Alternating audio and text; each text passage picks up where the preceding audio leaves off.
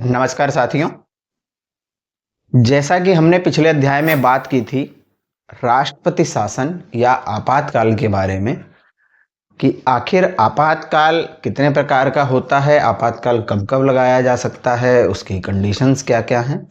तो इसके संबंध में हमने बात की थी राज्य में लगने वाले आपातकाल या राष्ट्रपति शासन के बारे में, यानी स्टेट इमरजेंसी या जिसको हम कहते हैं कि प्रेसिडेंट रूल, राष्ट्रपति शासन जो है वहां पर लागू हो गया है। आज के अध्याय में हम बात करने वाले हैं कि आखिर नेशनल इमरजेंसी यानी राष्ट्रीय आपातकाल जो है वो कब घोषित होता है, उसके लिए क्या क्या प्रावधान हैं संविधान में, और जब राष्ट्रीय आपातकाल घोषित हो जाता है तो उसके बाद क्या कुछ बदलता है एक आम नागरिक के जीवन में।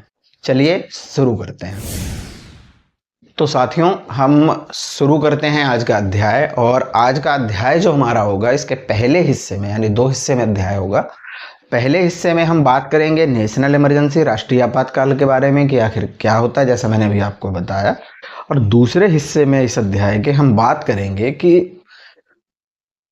राष्ट्रीय आपातकाल और स्टेट आपातकाल यानी राज्य में लागू होने वाला आपातकाल या राष्ट्रपति शासन, और स्टेट का हो गया ये, और दूसरा नेशनल इमरजेंसी यानी कि राष्ट्रीय आपातकाल। ये दोनों में क्या भिन्नताएं हैं और दोनों किस तरीके से, कितने तरीके से एक दूसरे से भिन्न हैं।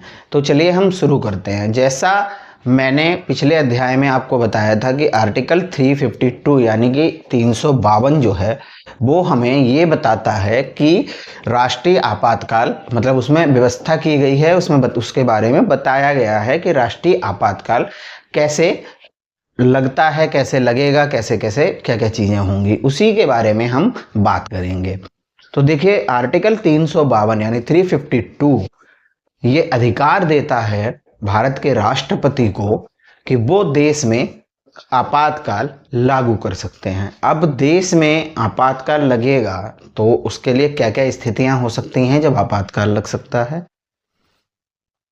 तो देखिए, सबसे पहली चीज है कि देश में तब आपातकाल लागू हो सकता है जब बाहर से आपके देश के ऊपर कोई आक्रमण हो जाए, कोई आफत आ जाए, कोई मुसीबत आ जाए, तो हम आपातकाल लागू कर सकते हैं।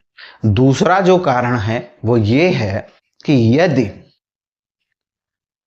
हमारा किसी देश से युद्ध छिड़ जाए, मतलब कि ठीक, हमें पता है, पहले से पता है कि हमारा युद्ध छिड़ सकता है, कंडीशंस हमें पता है, या इस तरीके की कोई चीज होती है कि जब हम कहीं इंगेज हो जाते हैं किसी दूसरे देश के साथ, कोई लड़ाई हो जाए या कुछ इस तरीके की चीज हो जाए, किसी का साथ देने लग जाए, या मान लीजिए भी तीसरा विश्व युद्ध शुरू हो जाए और हम किसी पक्ष की तरफ हों, या जैसे रूस और यूक्रेन का युद्ध हो रहा है और भारत अगर किसी एक पक्ष की तरफ चला जाए, या इस तरीके की कोई भी कंडीशन होती है। तो तीसरा आपातकाल जो लागू करने का, राष्ट्रीय आपातकाल लागू करने का जो मैटर था, जो मुद्दा है, वो ये है कि यदि देश के अंदर इंटरनल डिस्टरबेंस हो जाती है, यानी कि पूरे देश की, अभी तक हमने बात की थी राज्य के बारे में कि राज्य में कुछ डिस्टरबेंस होती है, अब हम बात कर रहे हैं राष्ट्रीय स्तर पर। पूरे राष्ट्र में अगर कोई इंटरनल डिस्टरबेंस हो जाती है, ऐसा कुछ हो जाता है कि हमें ऐसा लगता है कि अब स्थितियां कंट्रोल से बाहर हैं, नहीं संभल रही हैं, नियंत्रण अब नहीं रह पा रहा है, तो इस तरीके की स्थितियों में जो है हम राष्ट्रीय आपातकाल जो है वो घोषित कर सकते हैं। तो पहले ये 3 कंडीशन थी। फिर संविधान का अनुच्छेद 44, संविधान का जो 44वां संविधान संशोधन आया है, विधेयक, उसमें इंटरनल डिस्टरबेंस की जगह पर उसको राष्ट्रीय, आर्मी से, उसको सेना से जोड़ दिया गया है कि यदि सैन्य गतिविधियां कुछ इस तरीके की होती हैं कि हमें लगता है कि कुछ गड़बड़ हो सकती है, तो तब हम आपातकाल घोषित कर सकते हैं। यानी अगर आज के समय की हम बात करें तो जो 3 व्यवस्थाएं हैं वो यही हैं कि या तो भारत का युद्ध वगैरह हो जाता है किसी देश के साथ, या कोई बाहरी मुसीबत आ जाती है, बाहरी आक्रमण हो जाता है। अब यहाँ पर आपको होगा कि एक तरफ मैं कह रहा हूँ युद्ध हो जाता है, दूसरी तरफ कह रहा हूँ बाहरी आक्रमण। तो एक तो युद्ध का मतलब ये हुआ, हमें पता है कि पाकिस्तान के साथ हमें युद्ध लड़ना है, हम लड़ रहे हैं। एक होता है कि पाकिस्तान हमारे ऊपर या चाइना अचानक हमारे ऊपर हमला कर दे, तो वो वाली कंडीशन है। और तीसरा अब जो प्रावधान है आज के समय में वो ये कि कोई अगर इस प्रकार की सैन्य गतिविधियां होती हैं या कोई इस तरीके की चीज होती है तो आपातकाल जो है उसको, राष्ट्रीय आपातकाल को लागू किया जा सकता है। अब यहाँ पर हम ये समझते हैं कि राष्ट्र, जैसे हमने स्टेट के बारे में बात की थी, अब हम समझते हैं कि राष्ट्रीय आपातकाल को लागू करने के लिए क्या क्या किया जाएगा। यहां पर मैं आपको पहले बता देता हूं 44वें संविधान संशोधन के बारे में। 3 बार देखिए राष्ट्रीय आपातकाल अभी तक देश में लागू हुआ है। पहला था सन 1962 जब भारत और चाइना का युद्ध हुआ, तब भारत में राष्ट्रीय आपातकाल लागू हुआ, जो रहा सन 1968 तक, 1968 तक। दूसरी बार जब आपातकाल लागू हुआ सन 1972 में, जब भारत पाकिस्तान का युद्ध हो रहा था और पाकिस्तान से टूटकर बांग्लादेश एक अलग देश के रूप में सामने आया।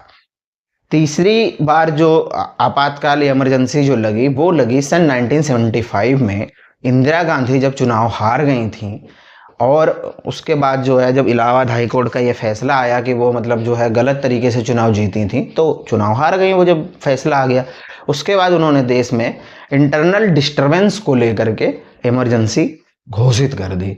तो जब तीसरी बार जब इमरजेंसी घोषित हुई उसके बाद जो है 44वां संविधान संशोधन जो है लाया जाता है। और इसके अंतर्गत क्या किया गया, एक सबसे मेजर काम तो जो मैंने आपको बताया यही किया गया कि इंटरनल डिस्टरबेंस को खत्म कर दिया गया कि अगर भाई ऐसे नहीं है, इंटरनल डिस्टरबेंस के नाम पर तो कोई कभी भी कुछ भी कर देगा, तो इंटरनल डिस्टर्बेंस के नाम पर नहीं होगा। और ये आर्मी वगैरह कोई ऐसी मूवमेंट करती है, ऐसा लगता है कि ऐसा तो नहीं है आर्मी कब्जा करने वाली है, अरब तख्ता पलट होने वाला है, मतलब बेसिकली हम उसको कहेंगे। तो इस तरीके की चीजें अगर होती हैं तो देश में आपातकाल लागू होगा। दूसरी चीज, इस संविधान संशोधन से पहले आपातकाल लागू करने के लिए कैबिनेट की मंजूरी नहीं चाहिए थी। और यहां पर हुआ भी यही था, इंदिरा गांधी ने जब आपातकाल लागू किया तो जो राष्ट्रपति थे मौजूदा उनको इंदिरा गांधी ने कहा और उन्होंने लागू कर दिया। कैबिनेट की मंजूरी या सहमति नहीं थी। उसके बाद ये प्रावधान किया गया कि भाई कैबिनेट की बिना मंजूरी या सहमति के राष्ट्रपति को जो है एडवाइज नहीं किया जाएगा और वो नहीं लगाएंगे। तीसरी चीज जो आई वो ये कि जब आपातकाल लागू कर दिया जाएगा तो सारे संविधान जितने भी मौलिक अधिकार हैं वो सस्पेंड नहीं होंगे। जीवन जीने की स्वतंत्रता, जीवन जीने का अधिकार जो है वो व्यक्ति के पास तब भी बना रहेगा, क्योंकि उस टाइम पर इन सब चीजों का बहुत हनन हुआ। मतलब देश में, ये मेरा मत है, देश में एक तरीके की डिक्टेटरशिप थी, तानाशाही थी, सरकार चल रही थी लेकिन सिर्फ एक व्यक्ति के हाथों में कंट्रोल था। तो ये सारे इस तरीके के अमेंडमेंट जो हैं बाद में 44वें संविधान संशोधन के द्वारा ये व्यवस्थाएं की गई और लाया गया। इसके साथ साथ एक चीज और हुई कि पहले लगाने के लिए इमरजेंसी सिर्फ एक नॉर्मल सामान्य बहुमत से जो है इमरजेंसी आप घोषित कर सकते थे देश में, लेकिन इस अनुच्छेद के तहत ये किया गया कि साहब आप जब तक 2/3 यानी विशेष मेजोरिटी, विशेष बहुमत जब तक स्पेशल मेजोरिटी नहीं होती है, आप आपातकाल देश में लागू नहीं कर सकते हैं। हटाने के लिए अभी भी व्यवस्था है, आप सिंपल मेजोरिटी से हटा दीजिए, कोई दिक्कत नहीं है, लगेगा स्पेशल मेजोरिटी से। तो ये 4-5 महत्वपूर्ण जो हैं इसमें बिंदु हैं जो 1975 का जो आपातकाल लगा, उसके बाद जो 44वां संविधान संशोधन अधिनियम आया उसके अंतर्गत। अब हम बात करते हैं कि कैसे राष्ट्रीय आपातकाल घोषित होता है। अंतर मैंने आपको बता दिया कि 44वें संविधान संशोधन से पहले क्या व्यवस्था थी और अब क्या व्यवस्था है। अब जो व्यवस्था है हम उसके बारे में बात करते हैं। मान लीजिए देश में ऐसा कुछ प्रतीत होता है कि देश के अंदर सैन्य तख्तापलट होने जा रहा है या कुछ इस प्रकार की असामान्य सैन्य गतिविधियां होने जा रही हैं या हो रही हैं, और दूसरा बाहर से कोई आक्रमण हो गया, कोई आफत हमारे गले पड़ गई आकर के उस कंडीशन में, या फिर किसी से हमारा युद्ध वगैरह छिड़ जाता है उस कंडीशन में, अब हमें लगाना है आपातकाल। लग रहा है कि भाई इमरजेंसी लगानी पड़ेगी, देश में काम नहीं चलेगा, ऐसे तो बड़ा दिक्कत हो जाएगी। तो इस तरीके की चीज जब आती है तो क्या होगा कि कैबिनेट से अप्रूव्ड जो नोट होगा, यानी कैबिनेट से पहले उसको अप्रूव करवाया जाएगा, वो प्रधानमंत्री राष्ट्रपति को भेजेंगे, मौजूदा वर्तमान राष्ट्रपति को, और वो जो है उनकी सलाह पर देश में आपातकाल लागू कर देंगे। अब आपातकाल तो लागू हो गया, उसके बाद 1 महीने के अंदर अंदर उनको दोनों सदनों से 2/3 मेजोरिटी से उसको पास कराना अनिवार्य है। उसके बाद इसको अगले 6 महीने तक, मतलब एक बार में 6 महीने तक लग जाएगा, फिर परमिशन लेनी पड़ेगी, फिर 6 महीने तक बढ़ा दिया जाएगा, फिर परमिशन लेनी पड़ेगी, फिर बढ़ जाएगा।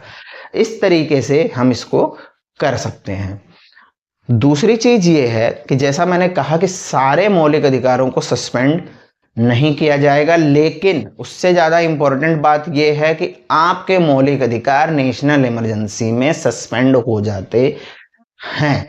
सिर्फ जीवन जीने का जो अधिकार है आपका, कि भाई आप किसी का जीवन नहीं छीन सकते, या एक जो मतलब एक होता है ना कि मतलब आदमी जीवन जिएगा तो मतलब बिल्कुल पूरी अपनी निष्ठा के साथ, या मतलब अपनी डिग्निटी के साथ जीवन जी सकता है वो, तो उस चीज के लिए उसमें जो है यहाँ पर अंतर मतलब नहीं वो किया जाता है। बाकी उसके अंदर यही है कि भाई आपके मौलिक अधिकारों को सस्पेंड किया जा सकता है उस समय तक, क्योंकि देश में आपातकाल की स्थिति है।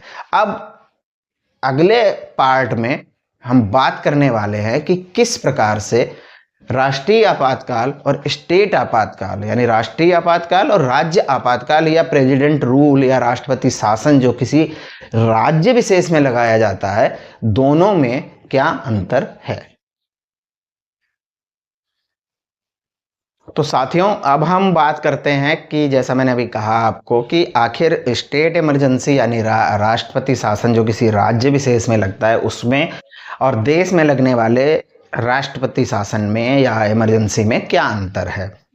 तो देखिए, सबसे बड़ा अंतर तो यहाँ पर यही है कि जैसा कि क्या होता है कि विधायिका जो है वो खत्म कर दी जाती है राष्ट्रपति शासन जब लग जाता है किसी राज्य विशेष में, और विधायिका खत्म होने के बाद वो सारी शक्तियां आ जाती हैं संसद के पास। यहाँ पर ऐसा नहीं है कि राष्ट्रपति शासन लागू होगा तो विधायिका यानी कि संसद खत्म कर दी जाएगी, संसद बनी रहती है, लेकिन कार्य जो हैं सारे वो विधायिका मतलब जो है राष्ट्रपति के माध्यम से होते हैं। दूसरी चीज कि इस राष्ट्रीय आपातकाल को जो है हम लगातार बढ़ा सकते हैं, कितनी भी बार बढ़ाया जा सकता है, हर बार विशेष मंजूरी के, संसद की विशेष मंजूरी के साथ। लेकिन राज्य का जो शासन है, राज्य में जो राष्ट्रपति शासन लागू होता है, उसकी एक सीमा तय है कि यह 3 साल से अधिक समय तक नहीं बढ़ाया जा सकता।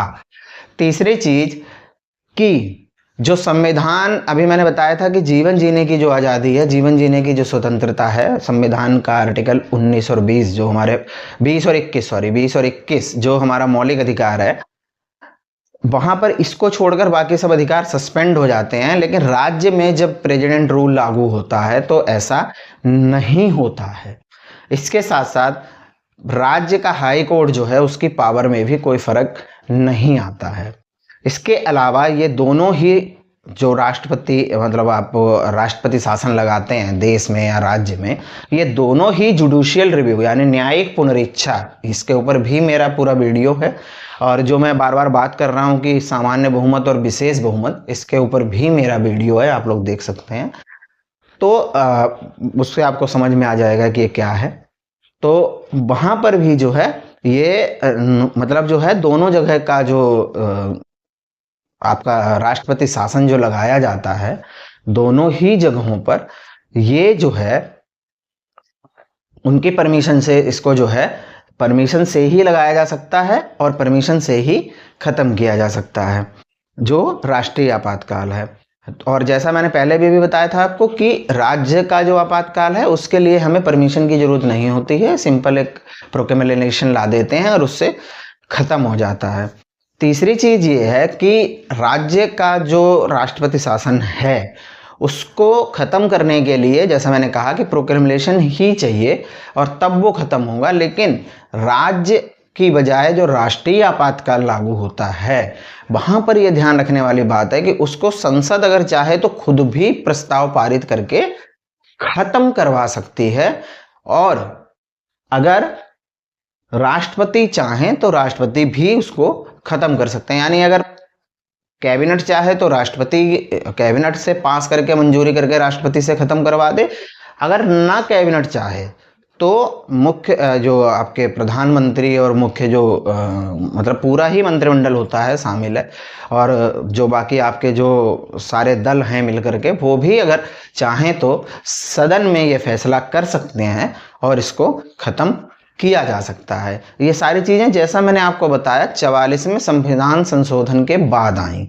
उसके साथ साथ जैसा अभी मैंने कहा ये सारी चीज़ें जुडिशियल रिव्यू के अंदर आती हैं। न्यायिक पुनरीक्षा पुनर्समीक्षा के ऊपर मेरा वीडियो है, आप देख सकते हैं कि ऐसा तो नहीं है कि गलत तरीके से लगा दिया गया हो। जैसे मैं ये मानता हूं कि 1975 में जो आपातकाल लगाया गया इंदिरा गांधी ने अपने स्वार्थ के लिए लगाया था। देश में कोई ऐसी बात नहीं थी, उनको अपनी सीट बचानी थी, वो प्रधानमंत्री बने रहना चाहती थी तो उन्होंने लगाया था।